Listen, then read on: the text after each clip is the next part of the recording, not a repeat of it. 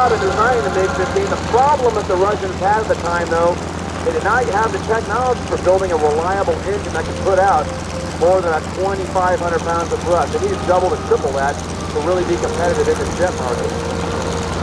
So at the time, the Russian designers, they went to Stalin, who was the leader in Russia at the time, and asked him, hey, we would like to go to the West and see if we can buy the Rolls-Royce steam engine technology from the Brits. Stalin laughed at them and said, what fool would sell us their secret? Stalin gave them permission, not believing it would happen. The Russians went to the Brits, and sure enough, Stalin surprised the British government was willing to provide technical information and even a license to manufacture the Rolls-Royce steam engine in Russia.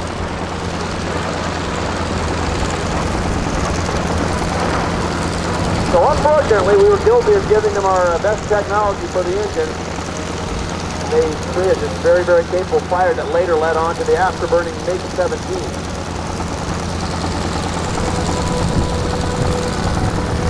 These aircraft first combat in the skies over Korea. As I mentioned earlier, the F-86 straight-wing version of the installed earlier with the Ace Maker flying, and F-86 shot down a MiG-15 just like the aircraft before you in the first jet dogfight where an aircraft was shot down.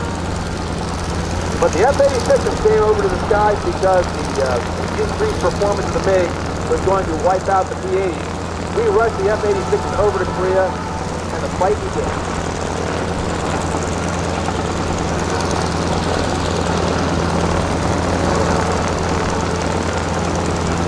The MiG would outclimb and outturn and fly higher than the F-86.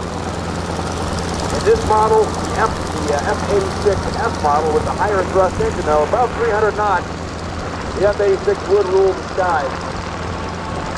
Now we've got the MiG in front, F-86 drawing a bead on him for a cannon shot. The original A model F-86 entered service with the Air Force in 1949. Many versions were built. The F model you see below you, 2,200 of these were manufactured and sold in the United States Army, the U.S. Air Force. They call it a 6'3" wing, no leading edge flaps. It was 6 inches longer and 3 inches deeper than the original A model wing they had. You ever seen the Saber Dog, the D model 86? Kind of looks like it's got a distinctive radome on the front, giving a look at the dog's nose. That was actually the most produced of all the F-86s, but surprisingly only shared 25% of the parts. Just what you call the quote, normal F-86 like you see forces today.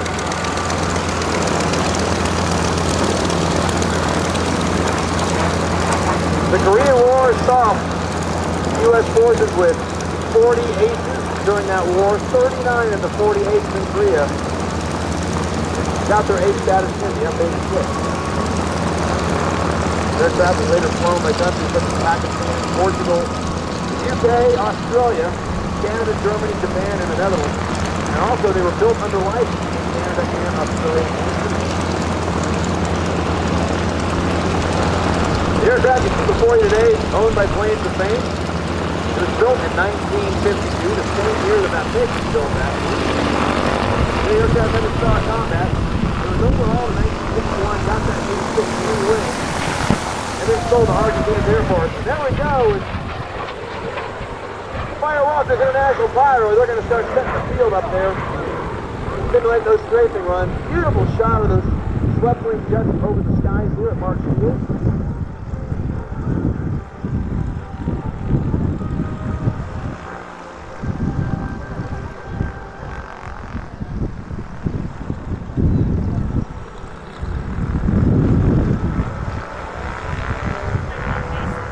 That F-86 ended up in private hands in 1972, and aircraft collector Tom Freakin bought the aircraft in the late 1980s and later donated to the Planes of Fame Museum in 1997. It's been there ever since. The bigger wing on this particular aircraft designed to give it the lift to carry a single nuclear weapon, as the fighter pilots would call a silver bullet. One nuke, strap it underneath the aircraft, bring it low level in, and then when you're ready to launch it, they'll take the aircraft into a high-powered steep climb and do a big lob with that nuclear device before turning and getting out of the blast zone on the blast zone of that nuke.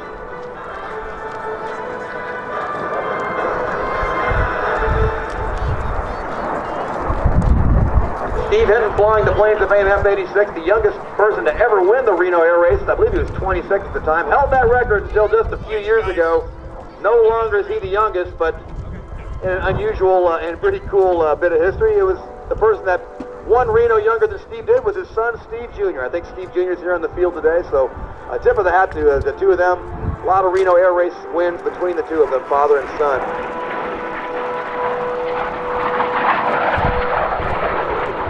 That is just a beautiful trail formation. How about a round of applause, folks, for the Planes of Fame? You know, we are so lucky here in Southern California to have something like Planes of Fame right up the street. One of the finest collections of aircraft anywhere in the world. You can drive there in just a few minutes.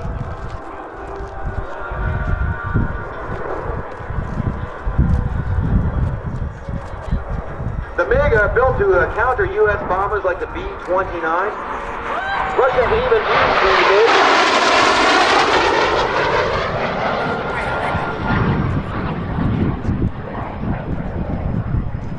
The Russians even tested the MiG against captured B-29s. Now the first air-to-air kill with a Sidewinder missile, that's a heat-seeking missile, took place with a Taiwanese F-86 shooting down a Chinese MiG-15. Another bit of history, Yuri Gagarin, the first man into space, the Russian. Unfortunately, Yuri was killed in 1968 flying a MiG-15 like the type you see before you today.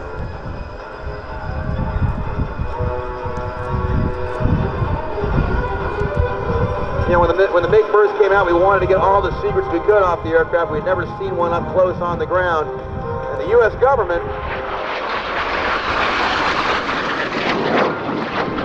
offered $100,000 and political asylum to the first pilot to fly one out of one of the Eastern Bloc countries. And in 1953, a North Korean pilot defected to the West, and that was when we got our first close-up look at the aircraft. It was taken out and test flown by many U.S. pilots, including Chuck Yeager, to find out the strengths and the weaknesses of the aircraft. After we were finished testing it, we offered to give it back to the Soviets. They wouldn't even, since they wouldn't admit to participation in the Korean War, they refused to accept that MiG aircraft back. So with nobody claiming the MiG, the U.S. government gave it to the U.S. Air Force Museum, and today that particular MiG that flew over here was and defected can be seen in Dayton, Ohio, at that museum.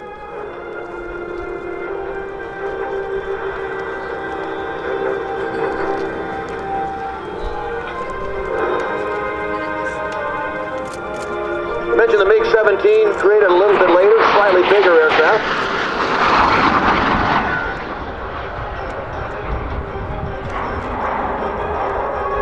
The MiG-17 adding more wing speed from the 35 degree that you see before you today to the 45 degree.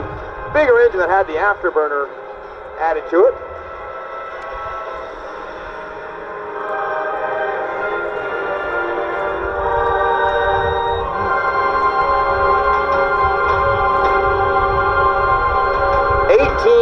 Of these MiG-15s built in Russia, Poland, China, and Czechoslovakia. About 20 of them still licensed today as warbirds here in North America.